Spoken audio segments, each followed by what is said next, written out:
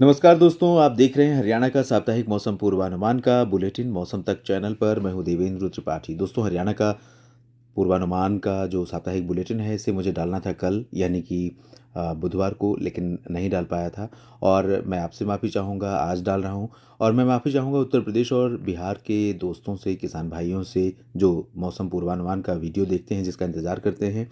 इस बार मंगलवार के दिन मैं बिज़ी रह गया था, नहीं कर पाया था, और उसके बाद भी बिज़ी रहा, इसलिए नहीं कर पाया था। और अब अगले वीक में ज़रूर डालूँगा, तो मुझे माफ़ कीजिएगा। डेली वेदर रिपोर्ट जो 3 दिन का और सुबह का नेशनल वेदर बुलेटिन है, उसमें आप देखें, डिटेल में मैं बताने का प्रयास करता हूँ दोनों राज्यों के लिए। और अब बात करते हैं हरियाणा के सप्ताह भर के मौसम की। तो इसमें हम बात करेंगे 21 नवंबर तक के मौसम की, क्योंकि 15 से 21 तक रहेगा, उसके बाद 22 को अगला बुलेटिन आएगा।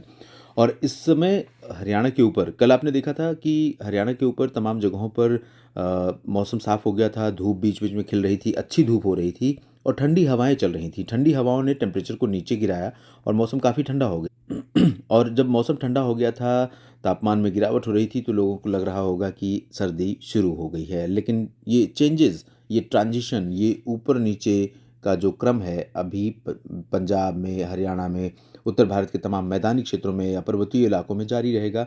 और बहुत सारे कारण इसके होते हैं। बहुत सारे कारणों पर ना जा करके मैं सिंपल में आपको बता दूं कि अभी जो परिवर्तन आपको देखने को मिल रहा है, आज जो धुंध या धूप कम होना, या पोल्यूशन का ज़्यादा दिखना, या कोहरा और कुहासा दिखना सुबह सुबह, उसके लिए कारण है उत्तर पश्चिमी दिशा की हवाओं का कमज़ोर हो जाना। जो यहाँ पर हवाएं चल रही थी वो कमज़ोर हो गई। अब से पहले ही, थोड़ी देर पहले ही, पंजाब का साप्ताहिक मौसम पूर्वानुमान अपलोड किया है।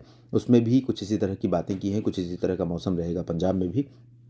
हरियाणा में पश्चिमी हवा का कमज़ोर होना, दूसरी तरफ से पूर्वी हवाओं का यहाँ पर पहुँचना है। पूर्वी हवाएं जो पहुँच रही हैं, उसके चलते यहाँ पर पोल्यूशन लेवल थोड़ा सा बढ़ेगा।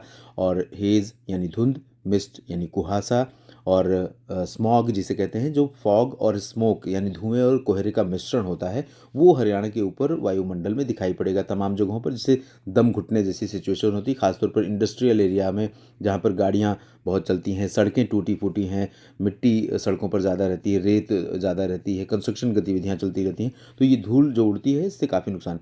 और इसमें थोड़ा सा कंट्रीब्यूशन जो अन्य एक्टिविटीज़ हैं उनसे भी होता है।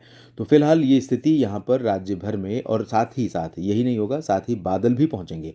आज, कल और परसों 16, 17 और 18 नवंबर को बादल पहुँचेंगे। सिरसा, फतेहाबाद, हिसार और जींद, कैथल, करनाल से लेकर कुरुक्षेत्र, यमुनानगर, पंचकुला, अम्बाला, चंडीगढ़, साथ ही साथ रोहतक, सोनीपत, पानीपत से लेकर झज्जर, चरखी दादरी, झज्जर, महेंद्रगढ़, रेवाड़ी, भिवानी, पलवल, नूंह, फरीदाबाद, इन सभी भागों में बादल भी पहुंचेंगे। और ये बादल पहुंचेंगे, गुरुग्राम तक में भी बादल पहुंचेंगे।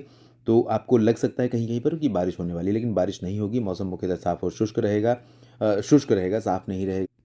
20 नवंबर से मौसम बदलेगा, जब बंगाल की खाड़ी पर उठा डीप डिप्रेशन आगे बढ़ जाएगा, कमज़ोर हो जाएगा। उस दौरान पूरब से हवाएं आनी बंद हो जाएंगी, और पश्चिम से हवाएं तब चलनी शुरू होंगी जब उत्तर भारत में जम्मू कश्मीर से WD आगे निकल जाएगा।